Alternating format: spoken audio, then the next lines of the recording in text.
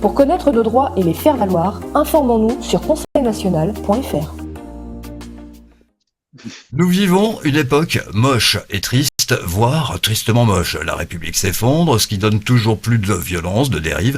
La bête a des soubresauts avant sa fin. Quant à la belle, celle-ci a de beaux jours à venir, tout comme pour les habitants de France. Si la République est la bête, on peut considérer la démocratie comme la somptueuse, oui, la belle démocratie. Après des siècles de pluie, le beau temps est de retour sur la planète. Le soleil, quant à lui, vous le voyez, se lève sur la France libre. Bonsoir et bienvenue à vous au rendez-vous du CNTF-CH avec Bruno, avec Philippe et avec Jean-Pierre. Bonsoir messieurs, dames, bienvenue. Merci. Bonsoir à chacun et à chacune. Bonsoir à tout le monde. Bonsoir à tous et à toutes. Merci pour cette somptueuse introduction, Sylvain. Ah oui, absolument. Ouais. Bruno, on t'écoute. En face de la bête, il y a la belle. Et la belle, comme dirait Yotan Angélaki, c'est la démocratie. Moi, j'ai une toute petite information à vous donner, c'est que le patron de BlackRock s'est fait houspiller et harcelé par les journalistes à Davos parce qu'il a des comptes à rendre et je pense qu'il va en rendre des comptes dans pas longtemps. C'est tout ce que je voulais dire pour commencer. Je vous passe tout de suite la parole. Je veux bien rebondir sur Davos, que je n'ai pas trop suivi, mais j'ai quand même vu que Monsieur Trump avait fait peur à tout le monde là-bas. Il tremble du genou, nos amis Schwab et compagnie. Ils n'ont pas l'air très à l'aise. Donc oui, il continue son opération nettoyage. Avec du bluff, parce que je pense qu'il y a une part de bluff dans sa manière d'aborder les choses. Il se comporte comme un chef d'entreprise et comme un businessman, et qui a l'habitude de terroriser ses clients, ses fournisseurs, voilà, etc. Et c'est une méthodologie qui est ancrée en lui, j'ai l'impression. Ça n'est pas une attitude forcée. Voilà, c'est ce que je veux dire. Et donc, elle ressemble plus à quelqu'un qui fait du business, effectivement, qu'à quelqu'un qui fait de la politique, parce qu'on n'a pas l'habitude en politique de voir des gens s'exprimer par la menace directement. On a connu ça au temps de Khrouchtchev chez les soviétiques, mais ça avait disparu un petit peu des tableaux noirs. Donc voilà, lui il remet le système au goût du jour et il fait peur à tout le monde et il ravit plein d'autres personnes qui s'aperçoivent qu'il tient sa parole et qu'il signe de droite et de gauche un certain nombre de choses qu'il avait promis qu'il signerait. Voilà ce que on voulait dire dans un premier temps. Alors est-ce qu'on enchaîne sur l'actualité? Moi je veux bien parler un petit peu d'actualité. Qu'est-ce qu'on a sur l'actualité? Moi, j'ai repéré des choses affreuses. Je suis désolé, mais il faut parler de temps en temps de ce qui se passe dans les découvertes des souterrains à l'occasion de la guerre en Ukraine en particulier, où il y a des soldats russes qui témoignent de ce qu'ils ont vu, avec les enfants en particulier. Alors, je ne vais pas ici vous restituer tout ce qu'ils disent. Ce qui est dit est déjà édulcoré de leur bouche, voilà, c'est assez édulcoré. Mais l'idée, c'est de dire, il y a des enfants par centaines, par milliers, qui sont utilisés uniquement pour l'intérêt que présente leur sang vis-à-vis d'une régénérescence de la jeunesse pour des personnes qui y croient. C'est le mythe de Faust, pour ceux qui connaissent, ce qui consiste à dire la jeunesse éternelle contre un pacte avec le diable. C'est exactement à ça que nous assistons, quoi. Donc ça c'est l'actualité malheureusement triste. Évidemment, le but c'est que l'armée débusque tous ces souterrains, débusque toutes ces caches où sont encore mis des enfants, on ne sait pas combien et combien de temps il va falloir les chercher, et surtout où, parce que évidemment c'est pas forcément évident. Bon voilà. Et puis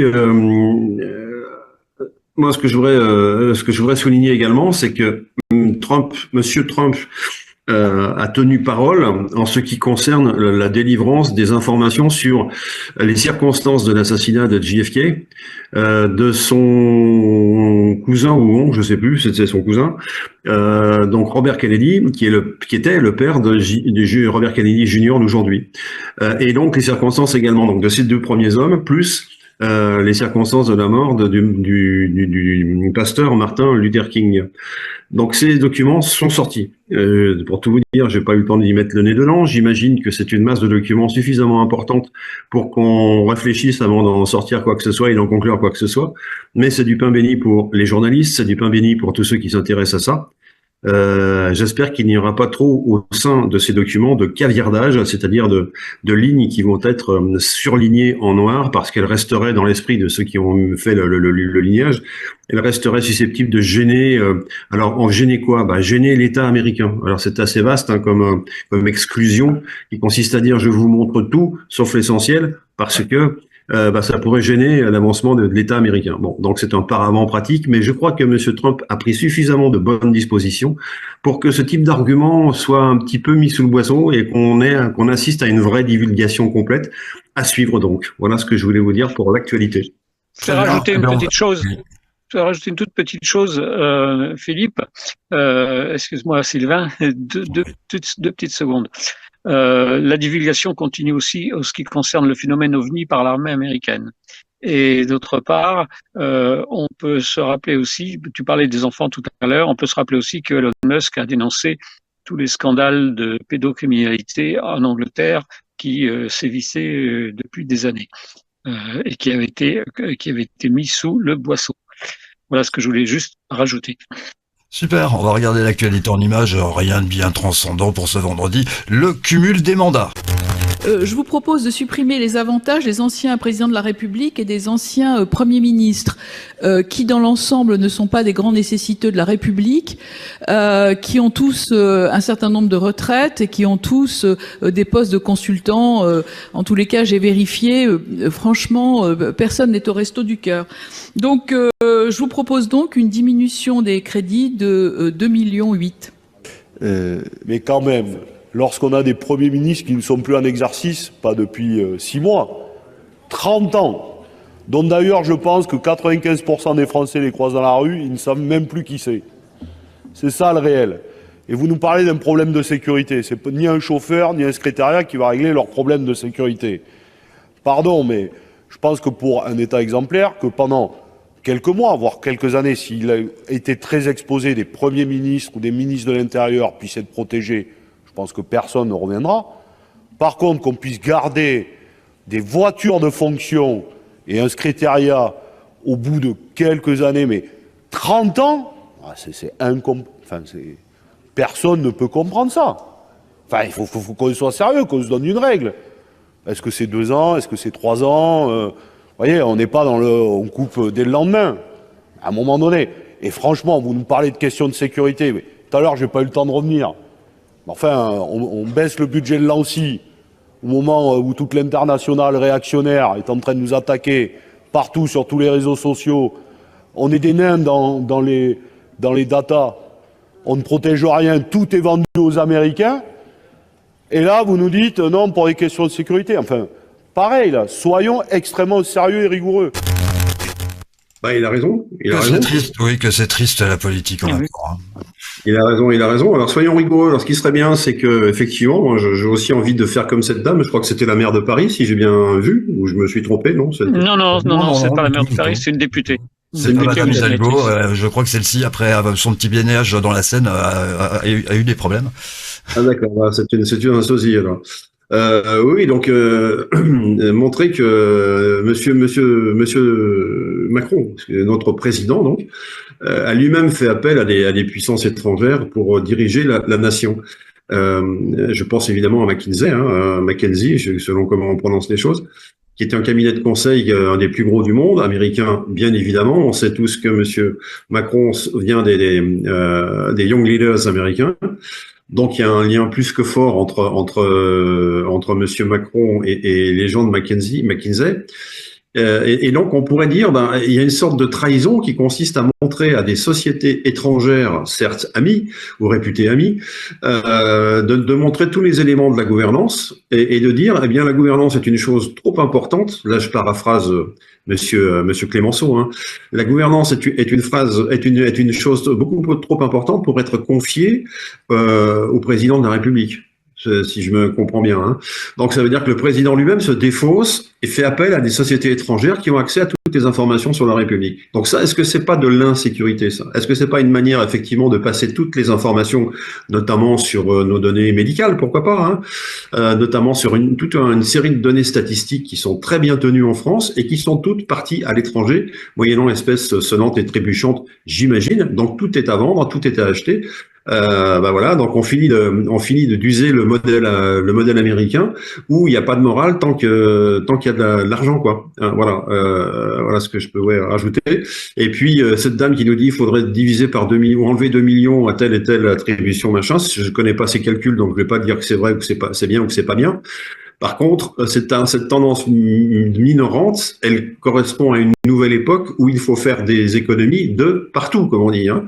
Il y a plus de sous. Alors, Donc, quand il y en a plus, il y en a plus. Voilà. Bruno. alors Philippe, je voulais rappeler par rapport à ce que tu viens de dire que nous, au Conseil national de transition français canal historique, ça fait déjà 3 ans qu'on a interpellé la CNIL concernant justement la fuite de toutes les données de santé et autres qui sont parties vers les États-Unis. Et la CNIL n'a jamais répondu. Concernant les anciens présidents et les anciens premiers ministres ou ministres, ça fait des années aussi que ça a été dénoncé et ça représente pas des sommes gigantesques par rapport aux 3300 milliards de dettes, mais c'est toujours faites ce que je dis et faites pas ce que je fais. C'est-à-dire que symboliquement, c'est absolument inacceptable. Quand on a effectivement des gens qui sont obligés d'aller au resto du cœur, comme l'a dit cette personne qu'on a entendue tout à l'heure. Oui, alors là, il y a un petit peu effectivement de pleurnicherie de la part de cette dame qui doit pas être non plus au resto du cœur, même si elle fait pas partie des plus riches, on s'en doute. Mais voilà, quoi, il faut. Ce que je dirais, en conclusion, c'est que les Français sont prêts à accepter beaucoup de choses, y compris que nos parlementaires gagnent beaucoup d'argent, mais à condition que ça redescende en pluie fine sur les intérêts de chacun des Français. Or, nous assistons depuis 30 ans, et je retiens ce chiffre qui a été prononcé par ce monsieur. Nous assistons depuis 30 ans à l'inverse, c'est-à-dire que plus les choses avancent, plus on a les mêmes et plus ça recommence, quoi. Donc depuis 30 ans, on applique exactement les mêmes règles et aujourd'hui, ça n'est plus tenable, tout simplement. Et 30 ans, ça nous amène peu ou prou à l'époque de Mitterrand, et où tout ça a commencé à fleurir avec des privilèges qui étaient attachés à des fonctions dont on n'a jamais compris pourquoi elles étaient attachées, etc., etc. Bon, donc et il est évident qu'il faut faire des coupes claires, mais il faut surtout trouver des personnels politiques capables de nous mener dans la bonne direction, comme M. Trump est en train ouvertement de le faire pour les États-Unis d'Amérique. Est-ce que nous avons l'équivalent d'un Trump en France? J'ai pas l'impression. Et ça nous amène directement sur le sujet de ce soir. Oui, le Conseil national de transition français canal historique voit 2 atlantismes. En même temps, j'avais envie de dire, on rémunère les personnes qui sont en capacité, et celles qui, en l'occurrence, fait de la politique, moi je trouve qu'on devrait pas les rémunérer. Ah voilà, donc pourquoi 2 atlantismes? Alors parce qu'on connaît bien l'atlantisme, par exemple de l'Angleterre vis-à-vis des États-Unis d'Amérique. L'Angleterre est un pays atlantiste et non pas européen et ne pas européiste. Bon voilà, c'est des façons de parler qu'on entend depuis longtemps. Mais là, pourquoi 2 atlantismes, 2 formes d'atlantisme différents, puisqu'il se dessine désormais un axe entre Monsieur Trump et la partie de l'Europe qui pense comme lui aux États-Unis, c'est-à-dire des gens comme nous. Il y en a dans tous les pays d'Europe. Ça, c'est un premier atlantisme. Et puis le deuxième, c'est l'Angleterre, qui est le gouvernement anglais, je rectifie, le gouvernement anglais, qui est chevillé comme toujours, comme depuis le début, à l'Amérique, aux États-Unis d'Amérique, mais dans un États-Unis d'Amérique où les choses ont changé et où le nouvel ordre mondial qui se pavanait il y a encore peu est désormais illégitime ou quasiment illégitime et déclaré comme tel par monsieur Trump. Donc on a cette liaison Angleterre, nouvel ordre mondial déchaussée, si je puis dire, ou déshabillée. Cette liaison, elle commence à être faible. Vous savez, dans les liaisons en chimie, il y a des liaisons fortes et des liaisons faibles. Ben là, ça devient une liaison faible. Et l'Angleterre va se retrouver un petit peu toute nue sur cette affaire-là. Je devrais rajouter, pour être tout à fait complet, évidemment, Madame von der Leyen à Bruxelles, donc c'est l'axe Bruxelles-Londres-Washington, qui est en train de baisser un petit peu de l'aile, même beaucoup, j'ai l'impression. Et Madame, pour revenir rapidement sur le cas de Madame von der Leyen, bon, elle a eu la chance, si je puis dire, d'être écartée de toute accusation concernant ses liens avec la société Pfizer et Monsieur Burla, avec lesquels elle aurait échangé des emails, ma foi, des emails qui n'étaient pas tout à fait corrects. Donc, et c'est pour ça que la justice lui demande des comptes. Eh bien, visiblement, bien qu'on apprenne qu'elle s'en sort pour ce coup-là, moi, je me rapporte simplement aux 2 avocats qui ont déclenché ces accusations contre elle, l'une française et l'autre belge, et qui ont parfaitement démontré que quel que soit le bout par lequel le droit européen allait prendre cette affaire-là, ça se terminait par Madame van der Leyen, ma foi, en prison, hein, clair. Hein. Et donc là, c'est une étape. On est à une étape, mais ça n'est pas du tout la fin de l'affaire. C'est ce que je voudrais dire à toutes celles et ceux qui pensent que elle a encore échappé à la justice. Non, elle est rentrée. Il y a eu un premier round qui a été fait, qui était prévu, qui était prévisible et qui était prévu par les avocats. Et il y aura des suites, n'en doutez pas. Voilà ce que je voulais dire. Alors, oui. Oui, Philippe, moi je pouvais aussi rajouter que de toute façon, avec toutes les divulgations qui se font actuellement, pas uniquement du côté de Donald Trump, mais aussi en Europe, on peut, notamment en Suisse. En Suisse, il y a un certain nombre de divulgations qui ont été faites concernant donc toutes les malversations, manœuvres illégales et j'irais même les crimes contre l'humanité au moment du Covid, à tel point maintenant que les personnes qui ont eu des effets néfastes suite à ces pseudo-vaccins, maintenant commencent à avoir le droit de recevoir des indemnisations. Alors, c'est pas encore énorme, mais c'est quand même des indemnisations qui existent. Je crois que c'est de l'ordre de 18 000 francs suisses actuellement. Donc, il y a quand même eu une première victoire qui s'est faite dans l'État fédéral suisse. Oui, oui. Alors, tout à l'heure, on disait que Monsieur Trump était un petit peu fort en gueule, comme on dit en français, hein, en bon français. Et il avait tendance à lever le menton. Ça nous rappelle un peu les attitudes d'un Mussolini pendant la guerre. Je les compare pas tous les deux, hein, c'est juste pour le fun. Voilà. Mais il est vrai aussi que dans ses déclarations, parfois, il tombe à plat, quoi. Il fait un bel à plat, quoi, hein, parce qu'il connaît pas le dossier, tout simplement, ou très mal. Comme par exemple dans le discours qu'il a fait face à la Russie, avec laquelle il a dit qu'il fallait qu'on s'entende, qu'on arrête la guerre stupide, que il avait toujours eu une bonne relation avec Poutine, etc., etc. Il a quand même fini par dire que la Russie avait participé à la victoire de 1945. Il a quand même fini par dire que cette victoire avait coûté 60 millions de morts à l'URSS. Et il a fini par dire enfin que si jamais la Russie actuelle ne voulait pas, comment dirais-je, mettre, comment dirais-je, ne voulait pas rentrer dans la logique de ce qu'allait lui proposer Monsieur Trump, eh bien, à ce moment-là, il mettrait des droits de douane. Évidemment sur ce qui sera importé de Russie vers les États-Unis d'Amérique. Mais il l'a dit, donc il a manié cette menace. Alors, si on fait le compte sur ce qu'il a dit, sur ces 3 points-là, dire qu'il y a eu 60 millions de morts pendant la dernière guerre du côté des Russes, c'est faux. C'est plus près de 25 millions, ce qui est déjà pas mal. Hein. Mais pourquoi truquer les chiffres qui sont incontestables en plus? Première chose. Donc, il connaît pas bien le dossier. Et puis ensuite, mettre des droits de douane. Alors, mettre des droits de douane, et ça les fait rigoler, les Russes, hein, parce qu'il se trouve qu'ils vendent aux États-Unis, à l'heure où on se parle, des produits extrêmement sensibles d'un point de vue technologique, dont les États-Unis ne peuvent pas se passer.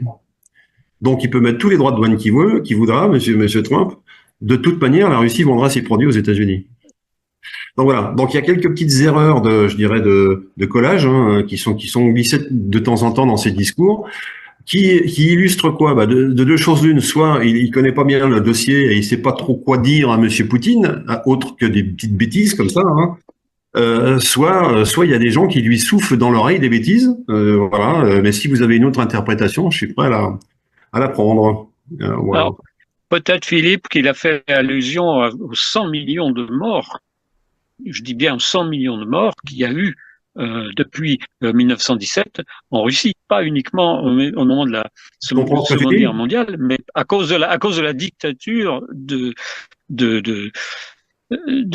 différents dirigeants russes, hein, de Staline à Lénine jusqu'à Gorbatchev. Gorbatchev non, mais n'oublions pas le goulag et n'oublions pas tout ce qui a été dénoncé par les célèbres écrivains russes qui étaient considérés comme des dissidents. Donc il est possible qu'il ait fait allusion à l'ensemble des morts créées et donc suite au communisme en fait, depuis Non, non, 1917. non, alors là, je vais être très, très clair. Hein. Il ne parlait que des résultats du bilan de la guerre de 1945, donc pas de 1917. Et effectivement, sur le total des morts qu'aurait coûté le communisme, pour faire clair, en joignant les morts chinois, là, on se rapproche effectivement des 100 millions. Hein. Là, on est d'accord. Mais lui, il a bien dit 60 millions pour la guerre de 45, donc c'était un chiffre faux. Et puis surtout, alors la vexation suprême, hein, c'est que c'est pas les Russes qui ont aidé les Américains à vaincre le nazisme. Hein, c'est un tout petit peu l'inverse, quoi, en fait. Hein. Voilà, c'est ce qu'il faut rétablir, mettre l'église au milieu du village. C'est plutôt les Américains qui ont aidé dans la guerre de 45. Et alors nous, en tant qu'Occidentaux, on a vu que les Américains, mais le travail a été fait du côté de l'Est bien plus supérieurement que du côté de l'Ouest. Enfin bon, ça c'est des choses qui sont pas contestées. Et justement, il va à l'encontre de ces choses-là, donc il est obligé de tricher dans son discours. Est-ce que c'est volontaire? Est-ce que c'est un passage de code? Est-ce que je ne sais pas. Je connais pas la codification des messages de Monsieur Trump quand il dit des choses vraies ou quand il dit des choses un petit peu moins vraies, quoi. Voilà. On va peut écouter rappeler quand même une chose. Jean-Pierre, tu as levé la main. Jean-Pierre, vas-y. Flûte alors. Vous m'entendez mieux là? Ah, c'est parfait. Je suis désolé, je fonctionne sur un tout petit portable et je ne vois pas si le micro est coupé. J'aimerais aborder dans l'immense diversité de la vie et forcément une forme de dualité que pour ma part j'appelle le duoïsme, c'est-à-dire qu'il n'y a pas de guerre, il y a des choses opposées, différentes, qui ne se font pas la guerre mais qui se complémentent dans l'univers.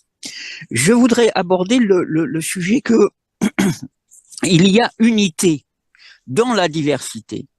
On peut avoir des avis contraires et chaque avis apporte quelque chose à l'immense vérité de l'univers.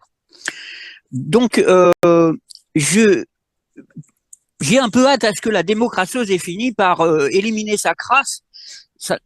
Rien n'est mauvais. À l'origine, tout est bon dans l'univers. Seulement, la crasse s'accumule parfois autour et à l'intérieur de certains organismes et ça finit par être un peu écœurant. Donc, quand la démocrateuse aura éliminé sa crasse, évidemment, la démocrateuse, elle a causé beaucoup de morts et beaucoup de blessés, beaucoup de malheurs. Eh bien, nous en arriverons à la démocratie. Donc, je vous prie d'écouter l'harmonie du mot, la démocratie, qui peut aussi se terminer par la scie. Je visualise la scie argentine, un instrument de musique qu'on est capable de faire pleurer ou rire à volonté. C'est extraordinaire. C'est un instrument de musique qui fournit énormément d'harmonique. Donc la démocratie, j'ai un peu hâte à ce que enfin l'unité revienne dans notre univers humain et que la démocratie puisse se manifester sous son aspect le plus merveilleux. Merci d'avoir entendu. Alors Jean-Pierre, je voulais te répondre à ce que tu viens de dire par rapport à Sun Tzu, l'écrivain chinois qui a écrit L'Art de la guerre et qui disait la meilleure façon de gagner une guerre, c'est de ne pas avoir besoin de la faire. Si les gens commençaient par discuter avant de faire la guerre, ils arriveraient de toute façon à un résultat meilleur. Parce qu'en général, toutes les guerres se terminent toujours par une discussion finale.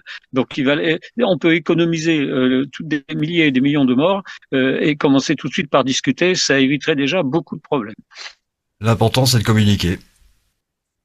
Exactement. Oui, rebondir également sur les paroles de Jean-Pierre, qui étaient de sagesse, et qui doit se souvenir de ce que nous dit Iota, qu'elle tient elle-même d'un physicien grec contemporain et toujours de ce monde, qui dit quoi? Qui dit l'univers, c'est la vibration de la musique et de la démocratie.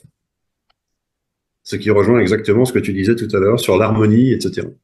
Donc voilà. Donc et s'il a dit ça, c'est pas simplement pour jouer ou une boutade. Il faudrait l'interroger si on avait la possibilité de le faire. Et je crois qu'il vit en Grèce, cet homme qui est un physicien internationalement reconnu. Voilà.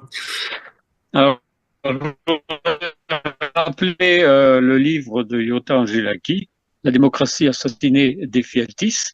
On en a parlé déjà souvent et c'est important que chacun puisse obtenir ce livre et le lire parce que c'est vraiment une mine d'informations sur des textes anciens que personne ne connaît parce qu'ils ont été redécouverts par l'écrivain grec que Iota a traduit et qui permettent de voir ce qu'a été réellement la démocratie il y a 2500 ans. Alors la question qu'on pourrait se poser nous en tant que petits Français et grands espérants du contrôle du Conseil national de transition canal historique et la démocratie qui va avec, la question qu'on pourrait se poser, c'est qu'est-ce qu'on peut attendre de plus positif de la part de Monsieur Trump à notre égard de petits Français. C'est une question ouverte. Moi, je veux bien donner ma petite version personnelle. Il a clairement expliqué que il allait s'occuper évidemment des États-Unis d'Amérique. On voit comment il va négocier avec les grands de ce monde, c'est-à-dire Monsieur Poutine et Monsieur Xi Jinping. Il va discuter avec eux. Est-ce qu'il va discuter avec l'Europe, avec Madame von der Leyen? Je n'en suis pas sûr. Est-ce qu'il va discuter avec Monsieur Macron de la France, de chez les Français? Je n'en suis pas sûr non plus, et j'en suis même encore moins sûr. Donc, qu'attendre de lui que des effets induits bénéfiques. Et vous savez que, comme moi, qu'il existe les effets secondaires maléfiques dans certains domaines. Eh bien, là, on pourrait éventuellement tabler sur des effets qui sont positifs pour notre destin. Nous, c'est-à-dire que chaque fois qu'on fera quelque chose chez nous en France qui ne le dérangera pas, eh bien, ça se passera bien. Si on fait des choses qui se dressent contre ses intérêts ou qu'on ne souhaite pas plier à ces demandes, comme c'était pourtant le cas jusqu'à maintenant, l'Amérique pliait devant les demandes, la France pliait devant les demandes des États-Unis d'Amérique. Est-ce que demain, Monsieur Macron va se mettre à genoux, va dire oui, Monsieur Trump, on va faire comme vous dites, ou bien est-ce qu'il va, de son côté à lui, organiser une résistance par rapport à un État souverain dont le président vient d'être élu? Et un État souverain et important, évidemment, hein. Un État presque suzerain, j'ai envie de dire, compte tenu de ce qu'on disait tout à l'heure au sujet de Mackenzie. Et on n'a pas cité d'autres choses, mais on pourrait, hein, c'est-à-dire, qu'est-ce que j'avais noté, moi, par Mackenzie, il y avait d'autres choses. Enfin bon, voilà. L'influence, oui, il y avait le KKR, vous connaissez KKR, hein, KKR, c'est un groupement de placement financier, tout simplement, énorme, hein. Ce sont à l'origine des retraites, les fonds de pension américains, c'est un fonds de pension américain à l'origine, hein. Donc c'est énorme au niveau de la capitalisation. Et ce sont des gens qui sont capables de faire décoller un pays ou à l'inverse de le faire plonger, hein. Alors il s'avère qu'il y a un lien particulier avec le deuxième cas. Vous savez, KKR. Je vais pas vous donner l'acronyme, la première lettre des deux autres, mais celui de Monsieur Karmis, K-A-R-M-I-S. Voilà. Eh bien, figurez-vous qu'il y a un lien sympathique, de sympathie pour ne pas dire autre chose, entre lui et Monsieur Macron. Et ce lien date de peu de temps avant que Monsieur Macron rentre à l'Élysée, comme secrétaire général de l'Élysée à l'époque, hein. Bon voilà, donc beaucoup de gens se posent la question de savoir si Macron va chercher ses subsides et ses financements du côté des Rothschild. Eh bien, moi, je n'ai pas d'informations plus que ça, mais je pense que pour un journaliste d'investigation, ça serait intéressant d'aller voir de ce côté-là, plutôt, de ce côté-là, hein, voilà.